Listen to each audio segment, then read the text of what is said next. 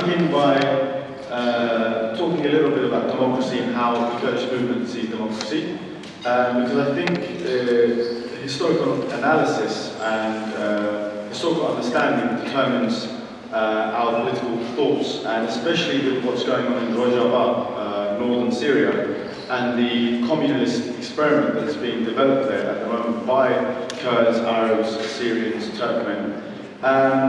The ideological father or the ideological leader of the Kurdish movement and this communist system is Abdullah Öcalan, who is also the leader of the PKK. He's been in prison from 1999, and his formulation of this system arises from his critique and analysis of capitalism, but also really existing socialism. So from the Soviet Union to other places where socialism existed or exists.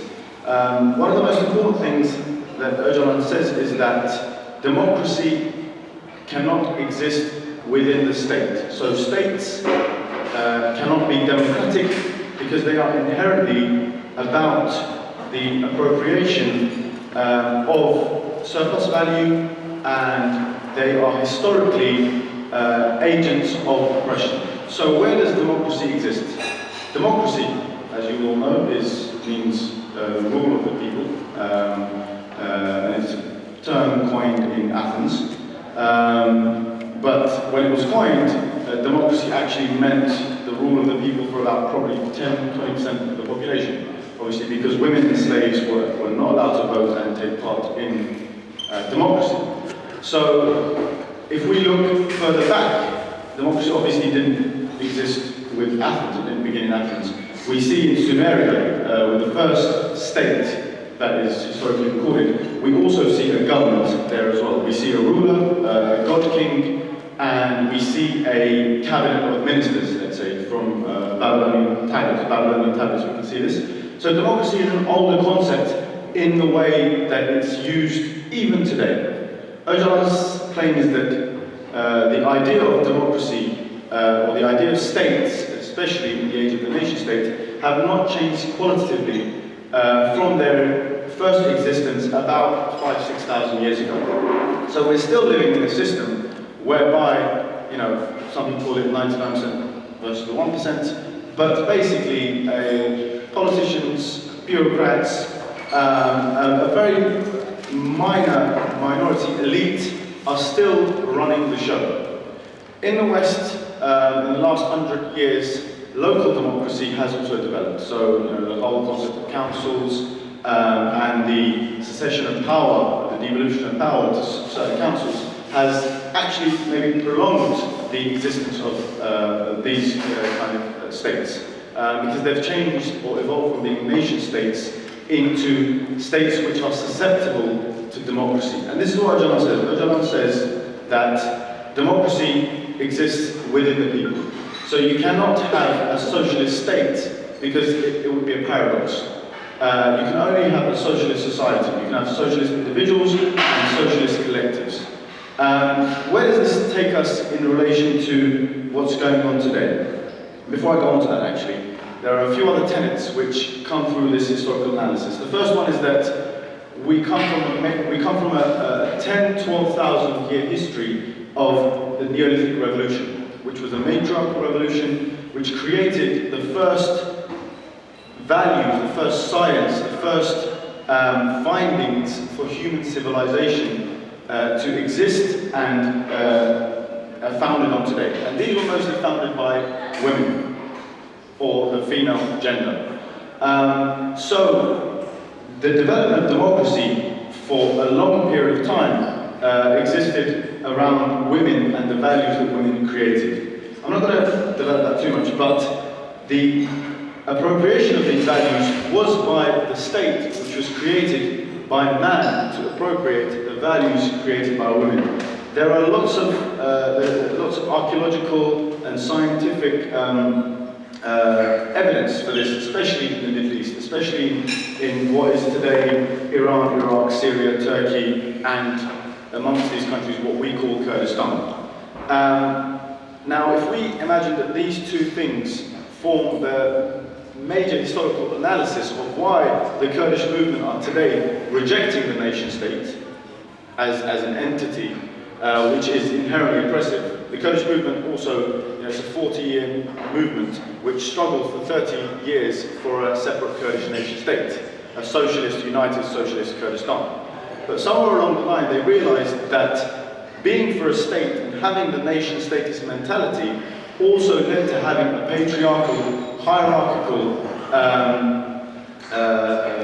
politics, which was actually enlarging or stoking the fire that was creating the problems in the Middle East. So sectarian, nationalist, ethnic violence in the Middle East was being created by these structures which had actually been created by Western imperialism, especially the British about 250 years ago. These ideas, these concepts, like the nation, like the state, were developments of a certain period of history, which was also used to develop capitalism. Now, what Öcalan says is, without the nation state, without the state, capitalism would not be able to create the markets that it does, and it would not be able to create the hierarchy, the structures that are used to enslave the people wherever they may be. So even in this country, for example, but more so in the Middle East or Africa, and the problems that we're facing for democracy. Now, there's a lot more to be said about this, but how does this translate to today and to Rojava? Now, all of you will have probably heard of Kobani and what's going on there, the struggle against ISIS. The resistance against ISIS is in its second month. But the Kurds have been fighting jihadi fundamentalism for the past 2 years, but also the Assad regime for about 15, 20 years.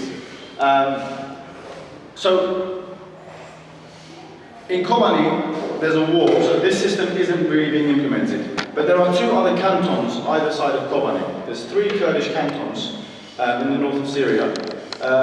The one on the left is Afrin, and the one on the right is Jazeera. I want to talk more about Jazeera because we've just had friends who've come over from there and they've had a look at the system and how it's being developed. Now, the system is a bottom-up system which is formed of communes, collectives, cooperatives that are running a city of about 1.2 million people at the moment. So this is what, in the title of my talk, is what we call radical democracy. Basically, there is a parliament made of about 150 people who are elected by the people at the local level. But all decisions and all discussions take place at the root level. Just the other day, for example, 42 communes were formed. Now, these communes can range from being made up of 5 people to 50 people. And they are formed to meet the needs and demands of the people at the local level. So there's a commune, for example, for elderly people to resolve their problems. There's a commune for children. There's a commune for education. There's a commune for solving water issues. There's a commune for running the refineries, the oil refineries. There's a commune for women. There's a commune for,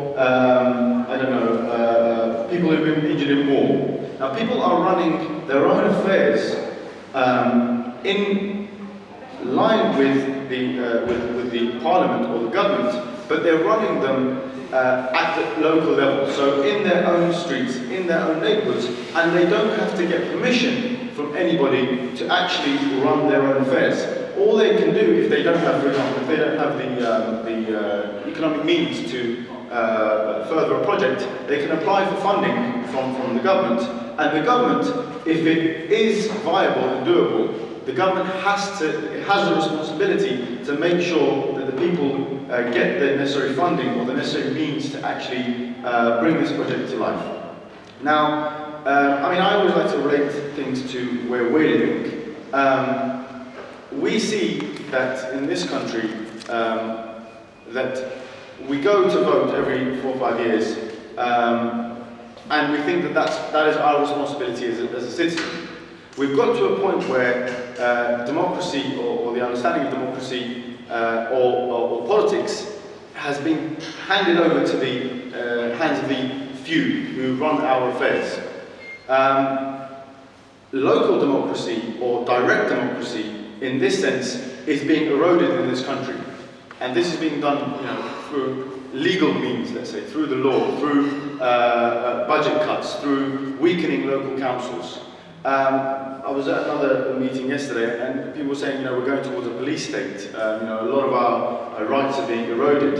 And I think that this is true to a certain point. But what can be said is, if things are organised at the local level, when a chance does arise, like it did for the Kurds with the Syrian crisis, with the Syrian civil war, when the chance arises, whether that's on a local level or a bigger level, it's important that the people are organised, that we have these structures in place where we can actually meet our own needs. We can actually meet our own basic needs, whether that's food, the basic shelter, security, safety. These kind of things can be done by the people. They don't need to be done by a centralised government. But because, and we, or I attach this to an idealist or a positivist understanding of what democracy or what the state is, we don't see them in a materialist or a historically materialist way. We see them in a very idealistic way, as if they are the be-all and end-all. They are inherently part of our nature. They are, we can't live without them. And what the people of Rojava, what the Kurdish people and the other ethnic and religious groups have shown in the region is that these things are not set in stone. The state is not set in stone. Nationalities or ethnicities are not set in stone. All these things are fluid.